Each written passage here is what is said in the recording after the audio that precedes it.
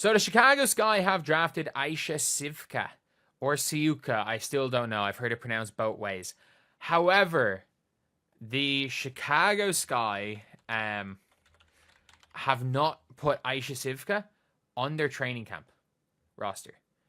She is not on their training camp roster.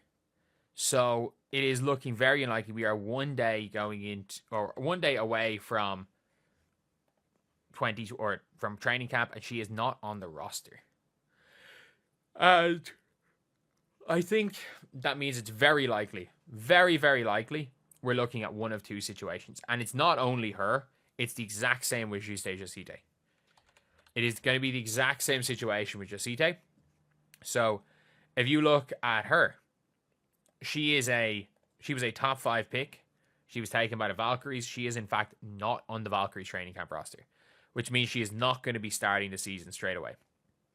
And people don't understand how big this is. People do not understand how much is going to affect the season. But they're both playing Eurobasket. So Slovenia are playing, ironically, they're playing each other in the first game. They're both playing for Eurobasket. They're both playing Eurobasket. So if you look, again, at Eurobasket, if you look at the teams, I want to see, is there any way to find, I can find the groups, standings, or is it even just looking at teams? So Belgium, Kiara Linskins, Emma Mason's going to be coming back early. Czech Republic, I have no idea. France, more than I can name. So many. Temi for Britain. For Germany, Niara Sabali, Leonie Fibish, and maybe Satu, depending on who decides to play. They might back out. Like, I could see them. I see those players backing out. Actually, maybe not. Like, again, the first time I ever remember seeing Niara Sabali was when she played for Germany. So, Greece, I don't know if it's a Greek player. Ceci Andalacini for Italy. Lithuania, Josite. Don't know anyone from Montenegro. Don't know anyone from Portugal. And it depends on who's naturalized as well. Like, obviously, roster tracker, who's playing. Belgium, preliminary squad to be confirmed. French squad. How many of these players, like Leila Lacan's going to be in the W. Leite is going to be in the W. Like, Johannes is going to be in the W. Like, Malonga. Rupert might be there for the Gabby Williams. Like, all of these players. So, Portugal squad. Do Portugal have any naturalized players? Because I didn't even realize that for the Slovenia team, Jessica Shepard's a naturalized player. So if you guys don't know what the rules is, you're going to have one player on your team that is one player on your team that's not born in the country and gets a passport for the country after the age of 16, which is why Jessica Shepard, clearly not Slovenian, is playing for Slovenia. It's why there are a lot of, and it depends on how like relaxed the country is with giving out a passport. Like for Ireland, the only way you can become a naturalized player for Ireland is if you qualify for a passport anyway. But for example, if you're Azerbaijan, Jordan Davis is playing for Azerbaijan. I can't remember, is it something Hall? Dante Hall plays for Azerbaijan because JC Carroll played for them. They'll give a passport to anyone. Like there's a lot of countries that will literally just give a passport to anyone if they want to play basketball in that country. And obviously that does have an effect. But for the Chicago Sky, it genuinely means that they're probably either Aisha Sivka is not playing at all as a rookie, or she's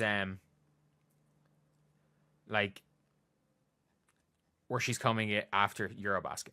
And I think a big reason why these players aren't looking to come over is Eurobasket. Like I genuinely don't I just don't think that it's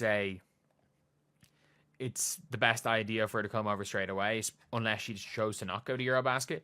And I'm sorry, like, paying someone 60 grand a year is not enough money to make them not go and play for their country. If they paid them more money, then yeah, I could see not going for national team commitments, just like NBA players don't play qualification tournaments for Team USA because it's on during the NBA season a lot of the time. But yeah, so for Chicago Sky fans, I think a lot of Sky fans have kind of warmed up to Sivka coming, but if I'm the Sky, I think it's a big thing. This is a big, not even a negative thing, because I don't know how good she'd be right away. I think she is a good enough defender, and she's long, and she shoots the ball. I think the best thing for the Sky is wait. Because you want people on rookie deals as long as possible. I understand the rookie deals now are less money than the rookie deal is going to be next year. But if you get a player that is like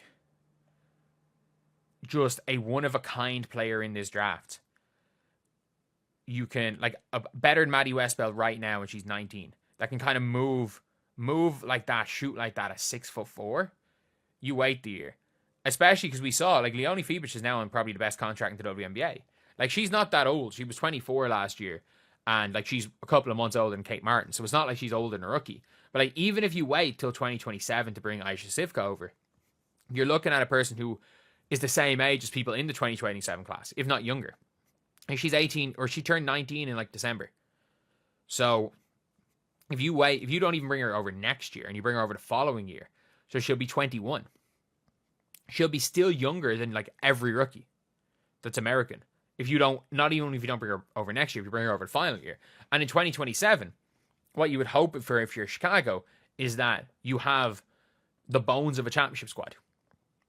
You've made the decision about whether or not either Angel or Camilla are your front court for the future, if that works out. And the good thing is that they're both all-star, they're both such high potential players that if it doesn't work out, you trade one of them for a star, you trade another one for a star, you've still got Ariel Atkins on their core years, and suddenly if you've gone out, if the two of them work, great, you keep the two of them, you keep Ariel Atkins, and then if Van Lith works out, you've got Van Lith still in a rookie deal, her coming over as a rookie, who's played all these years pro, who's ready to walk in and maybe not start game one, but start as a season, and suddenly you're looking and you're like, holy crap, this team's good.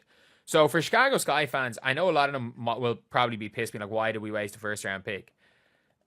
Like, stashing things are not wasting first round picks, especially in the WNBA, and especially how young these players are. Like, if I was to like Layla Lacan, who is 20 years old now, like, you're going to start seeing with her why she was a high pick last year, and like why the Wings should have taken her at 5 last year. Like, if they wanted a guard, she was better than JC Sheldon. So that's just my opinion on it all. Is that these stash players, it makes so much sense, especially with the way contracts are right now in the WNBA. It probably benefits the players to be stashed because they get a little more in the rookie deal, but it also benefits the teams because you can bring over these players, you have them on their rookie deals for longer.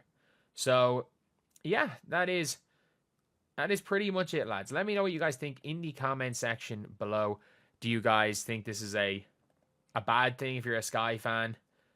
Do you guys think it is like a good thing? Because I think it is a good thing. Because again, for the Sky are a few years. They're like, the Sky quick fixed their rebuilds. They were expected to be the worst team in the WNBA last year. And I saw a tweet yesterday, and it was like, the Sky will prove all yous wrong again. I want people to put them last place again. They're gonna prove all yous wrong. And it's like, yeah, I didn't finish last place, I finished third last.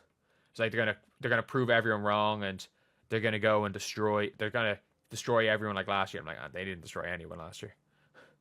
They were the worst team in the WNBA, or they were the only team that were not actively trying to lose games that were that bad. Like, the Wings were trying to lose games, and like, trade Mabry was a mad one. But yeah, I think the Sky, they're a few years away. They're a year away from being a year away, in my opinion. They're like, what I think if the Sky are smart in 2026, what they're going to do is, because you're going into the last year, or you're going into this year 3 of Angel and Camilla's rookie deals. So you've got 2 more years.